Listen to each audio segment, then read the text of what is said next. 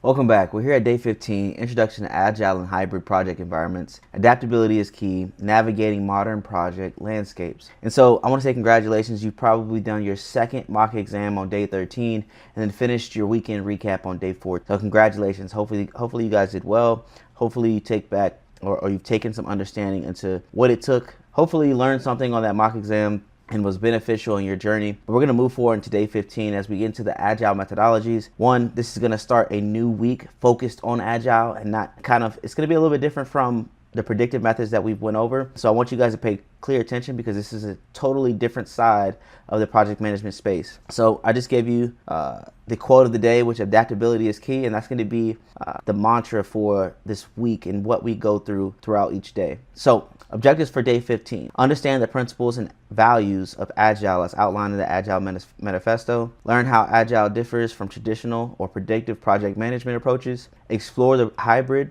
project management model and its application, and then prepare for situational and knowledge-based questions on Agile and hybrid methods. So what is Agile, right? Agile is an iterative and incremental approach to project management. It emphasizes collaboration, adaptability, and delivering value quickly. Agile is particularly effective in dynamic environments where requirements may evolve. And you'll see this as we move throughout each different type of Agile methodologies. And there's one, I'll say this, right? These are the three that we're going to cover that are on the PMP exam in the PMBOK, right? The project management body of knowledge. But there are developing different methodologies and hybrid methodologies between the different types as we continue to move on through 2024 and 2025 into 2026, right? It's always ever evolving. And now when you implement AI, that just makes it speed up even faster, or the timeline move even faster. So the Agile Manifesto, right? The Agile Manifesto outlines 4 key values and 12 principles. These guide Agile teams in their approach to project management, as the 12 principles are what you should follow when thinking of the methodologies, right? And what you should think of when you think of Agile in itself. So the 12 principles of Agile provide more specific guidelines for how teams should approach their work. They expand on the values to offer practical direction, right? And so we'll go through each one. I'm gonna read what it means, why it matters. I'm not gonna read every example. I want you guys to look at it for yourselves. But these are the key aspects of Agile and how you should think about them when utilizing this methodology in any project. So the first one is delivers value frequently. What it means, right? Agile teams break work into small increments, i.e. sprints or iterations, and deliver usable portions of the product regularly. Why is this number one? Well, it's the thing that makes Agile, right? You're delivering in small increments. The whole point of Agile methodology is to deliver value quickly, right? If you can deliver the base model first, just to get some revenue within the company, just to provide value to your customer, then this is why you would use Agile methodology, especially if that's what your focus is in your organization. Why it matters? Well, frequent delivery allows teams to gather feedback and ensures they're on the right track. An example for this is if instead of delivering an entire app at the end of the project, team might release new features every 2 weeks, right? And so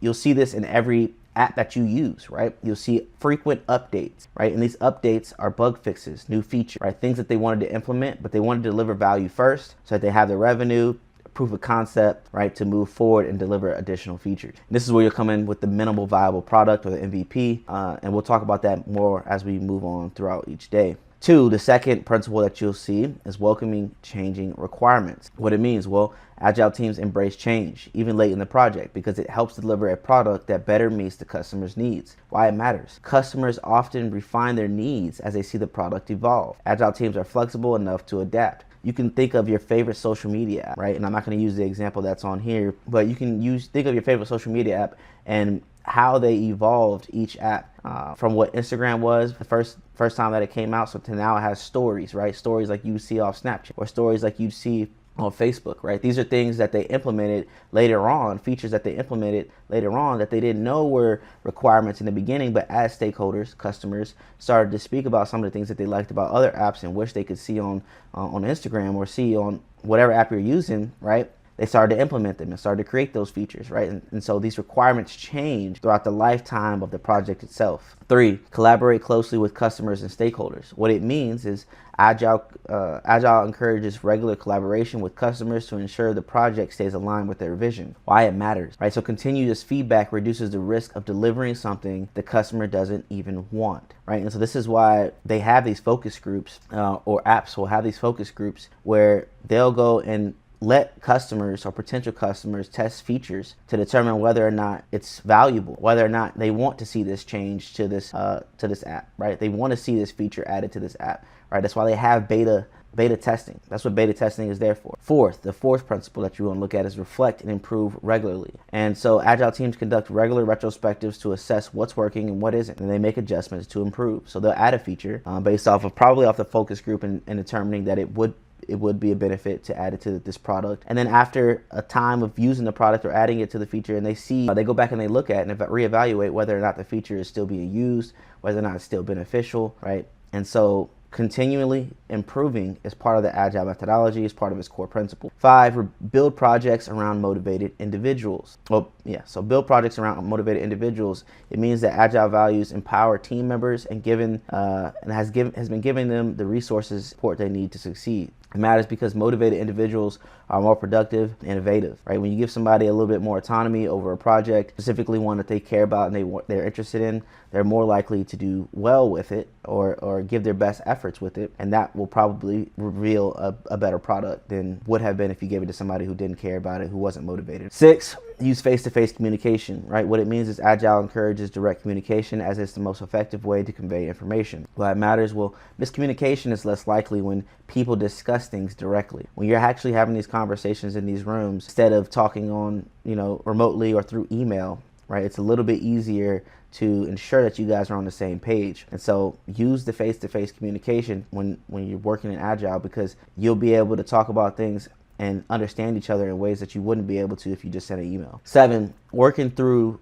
products as a primary measure of progress, right? So what it means is agile focuses on delivering tangible results rather than just completing tasks or milestones. So why that matters is a working product provides real value to the customer. And this is why I brought up minimum viable product, MVP, because that's what you're looking to do when you're first starting an app or you're first starting your project in itself and you're just trying to get it off the ground. You're looking for something that provides value to the customer. And when you're going through and you're updating and you're going through these iterations and providing new features to the app, you're looking for real value to the customer. You're not looking for just, okay, I updated this feature and I gave you guys this many features, but these aren't features that you want. These aren't features that you asked for. They're just things that we did because we felt like it should be done. We felt like the app was getting boring and we were tired of just sitting and twiddling our thumbs, right? You guys want to make sure that you're actually giving value to the customer. It's what they want. It's what they deem as valuable. Maintain a sustainable pace. And so because you work in iteration, you work at a steady, sustainable pace that prevents burnout and promotes long-term productivity, right? Because usually you're going to work for a long time. The time frame for an agile project is usually, out to a year. It depends on what the product is, but it can be year, 2 years, 3 years, and you're just using iterations to continuously update and improve on the product itself. So why it matters? Well, overworked teams are less effective and more prone to mistakes, right? An example of this is planning realistic workloads for each sprint ensures that the team can maintain their performance without excessive overtime. And that's important. You got to maintain that balance so that you have people that are willing to work, able to work, and they have the right mind when they are working. So 9 is strive for technical excellence. What it means is agile emphasizes high quality work and good technical practices to enhance agility. Why it matters, right? A solid foundation allows teams to adapt to changes more easily. And so you as the project manager want technically sound individuals a part of your team. This is going to make your life a hell of a lot easier when you have people you can lean on who are the technical experts, especially if you're not a technical expert yourself and you're not able to coach them or mentor them,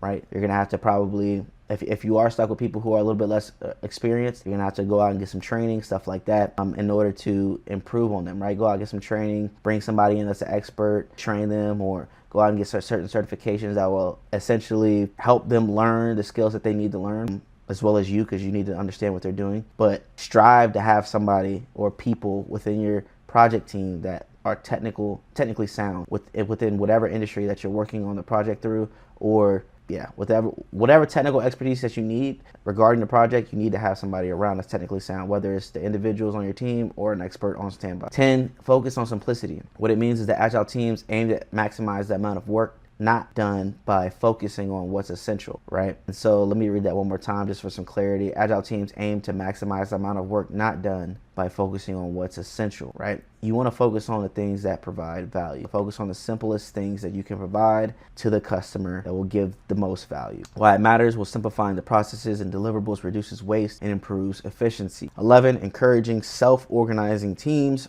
And that means that agile teams are trusted to manage their own work without excessive oversight. All that matters is self-organizing teams are more adaptable and innovative, right? When you have people that are able to take some more ownership over their project, over their role, they're going to be a lot more innovative. They're going to be a lot more motivated. That gets at the other principle. But yeah, you need to make sure that you are putting in place a culture of self-organization between each teams that you're working with, because it's going to allow them to be the most reflect. And this is the final one.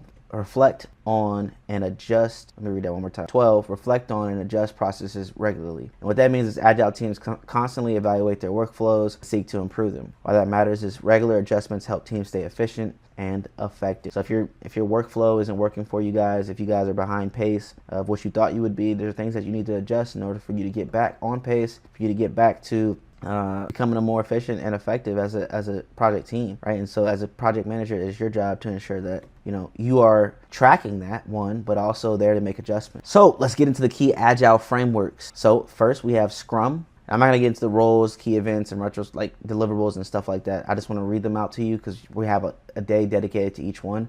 But if you want to read through those just to get simple understanding of what these are basic terms. These aren't. I'm not gonna elaborate on this day. We're just gonna get you familiar with the terms themselves. So we have Scrum, Kanban, and Extreme Programming. And like I said, those are the three that we're gonna focus on throughout this 30-day process. You guys just want to read those, pause this video, read what is said about each when it comes to roles, key events, and deliverables, and then we'll move on from there. So traditional versus agile versus hybrid approaches, right? So these are different approaches in the agile methodology, right? And so I have a comparative table here that breaks it down: planning, scope, delivery, change management, and team structure. Read through that. The biggest difference is traditional and agile, right? Iterations focus when it comes to agile versus very, very detailed planning when it comes to tradition, right? And then the hybrid is usually a mixture of both, with the most common being the framework is traditional, right? Predictive. And then you have some agile iterative planning and execution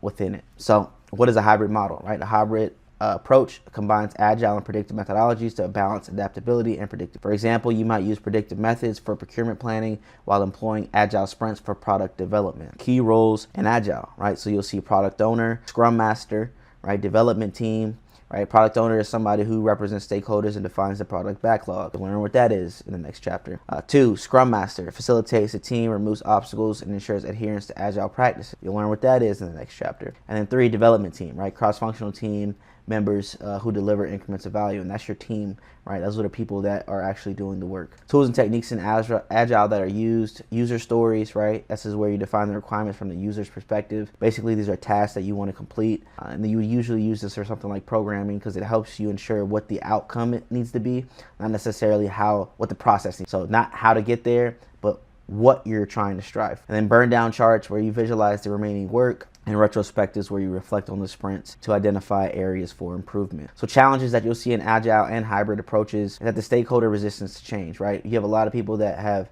grown up in the industry utilizing predictive methods, and now they don't want to use agile methodologies because it's new, it's hot, it's the new fad.